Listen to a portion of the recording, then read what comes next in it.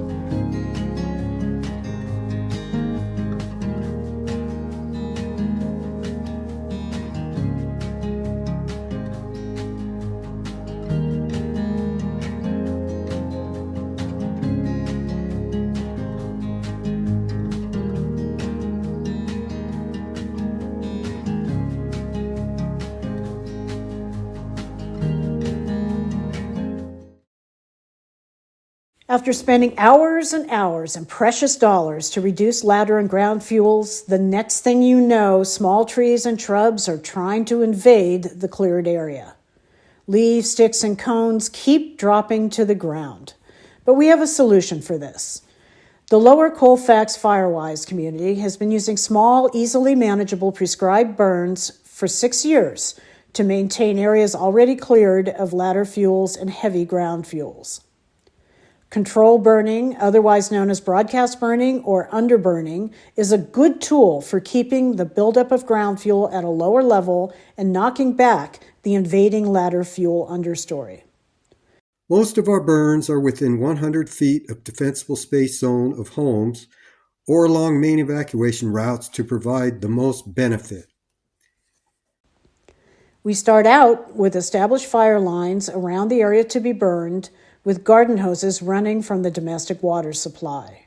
Some of the tools we use are special fire tools, but many are your common garden tools. To start the day, we gather for a pre-fire briefing to familiarize everyone with the area to be burned and the resources available. We review the written burn plan, look at the weather forecast to be sure we will have good conditions for a safe and effective burn, and we discuss safety issues. Signs are posted to alert the public, and telephone notifications are given to fire agencies. Then the fun begins. We start burning at the top of the unit on the downwind side to maintain control of the fire. Progressing slowly down the hill away from the top fire line, we mostly let the fire consume the ground fuel with a slow backing fire and low flame length. The holding crew watches the top and side fire lines to be sure the fire stays inside the unit. We always have people with water and tools watching the perimeters. At times, we use a variety of ignition patterns to keep the fire moving down the hill at an even pace or to speed up progress when necessary.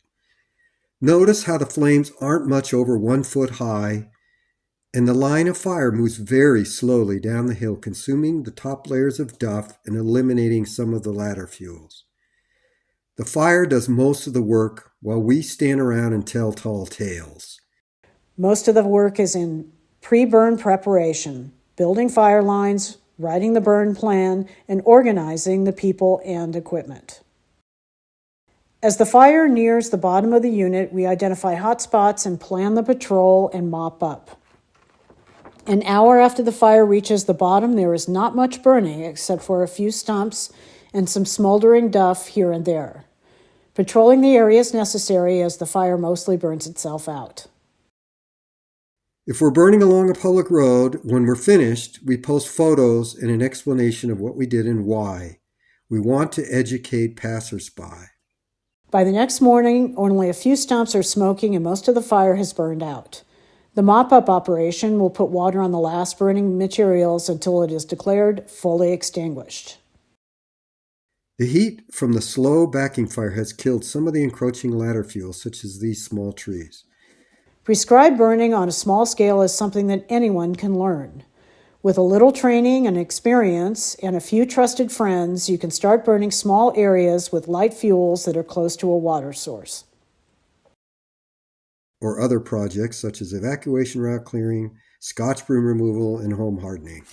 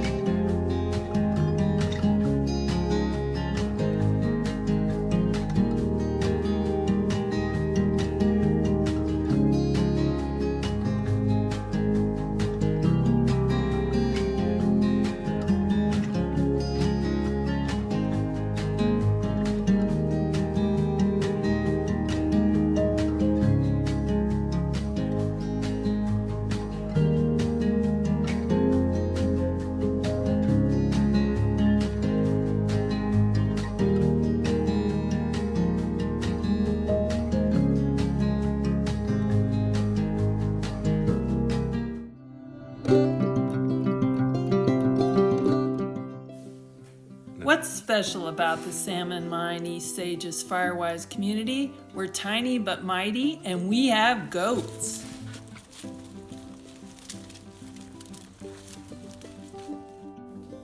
And we have the biochar queen, Melissa.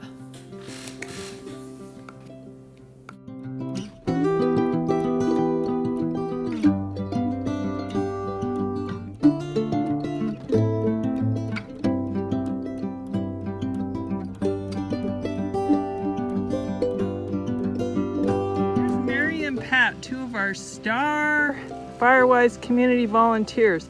How old are you, Pat? 79. Okay, and what about you, Mary? I'm 79 also. Yeah, and look at them, they're out here just working away. Yay! Spring cleaning. Woo! Sunny's one of our monster pullers.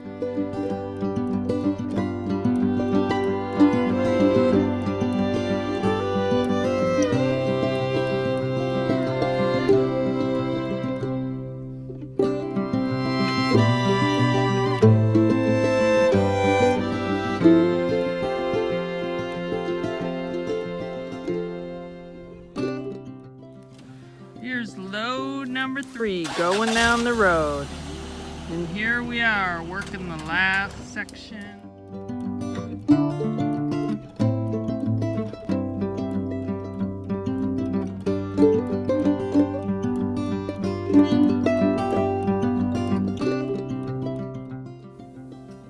Another workday on the evacuation route for the San Juan Ridge.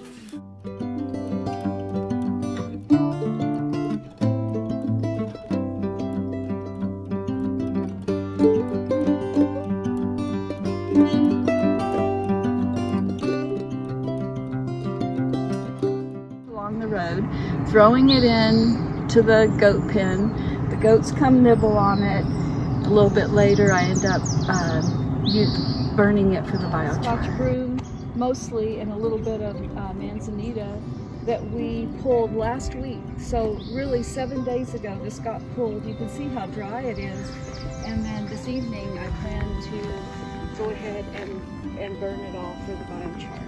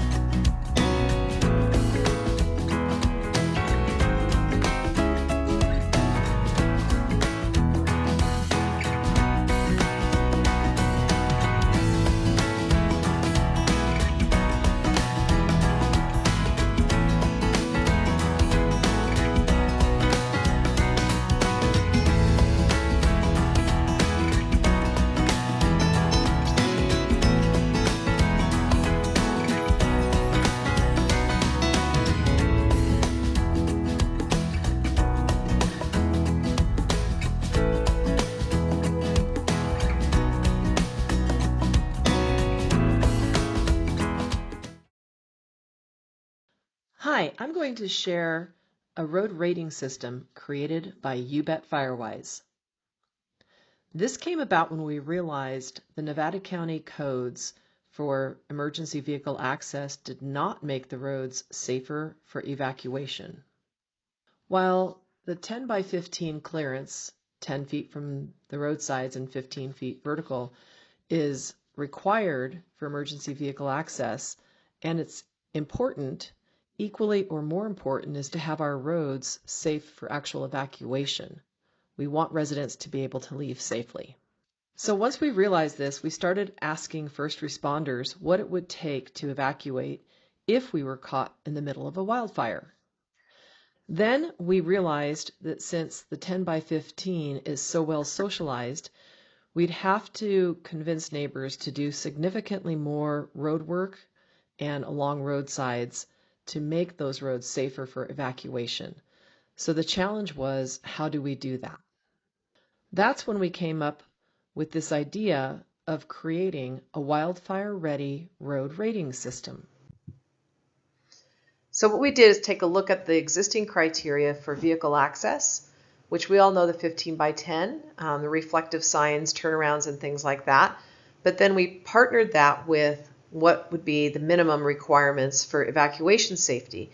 Depending on the type of road you have, how wide it is, whether your topography is steep, if you have ravines, that sort of thing will influence it. But in general, looking at things like a minimum of 30-foot defensible space, and some shaded fuel breaks are up to 150-foot defensible space on the roadsides.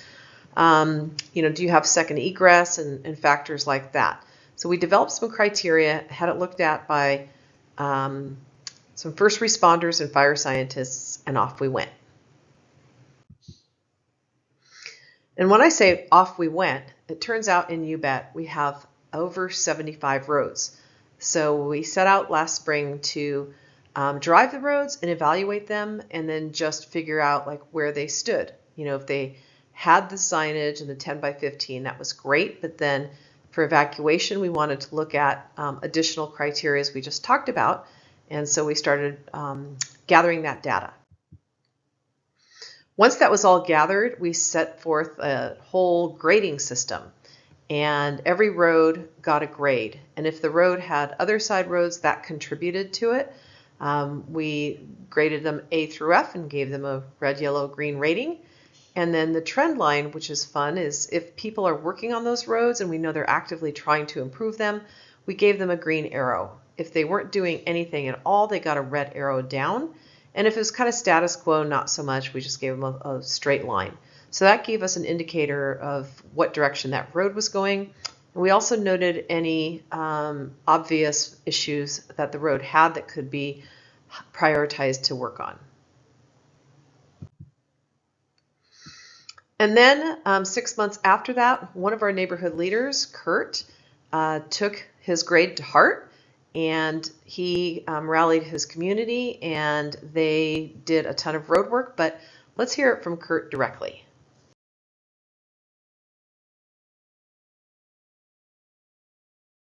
Hi, my name is Kurt Anderson, and I'm a leader in the Mulberry Firewise community.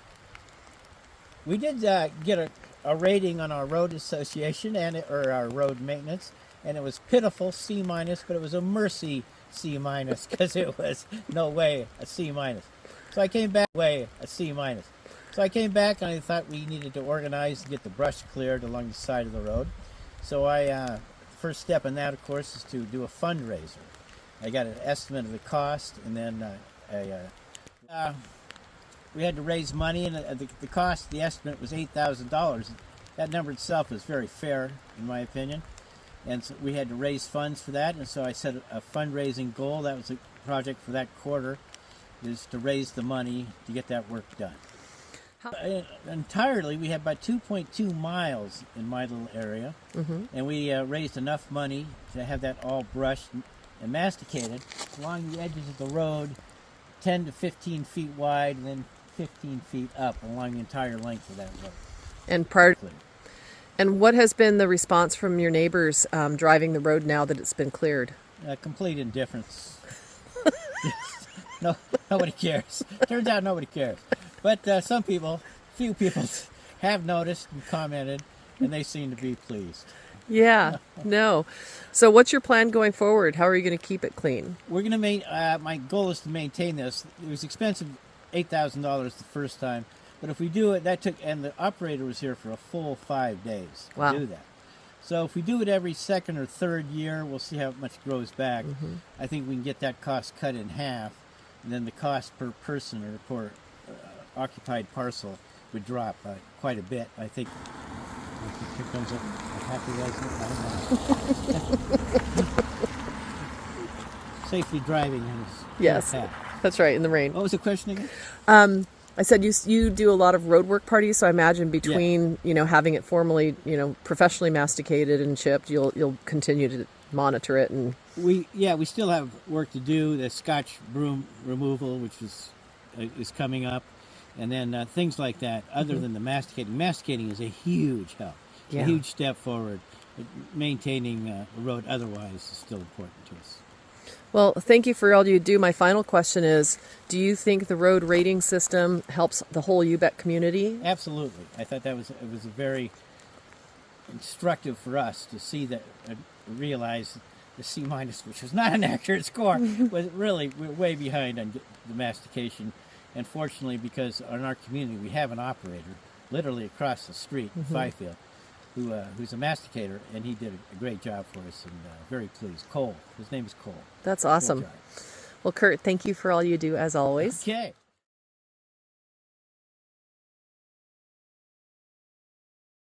I'm Mike. I'm with UBET Firewise.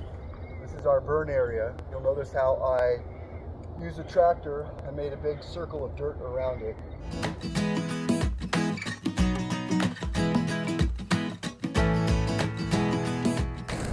We have fire.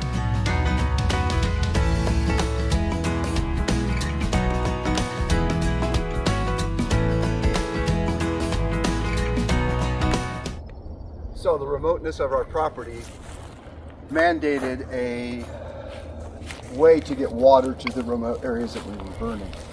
So I bought this old Ford F-250 here and built a water tank and kind of a hybrid water tender here, so we could have water wherever we're burning.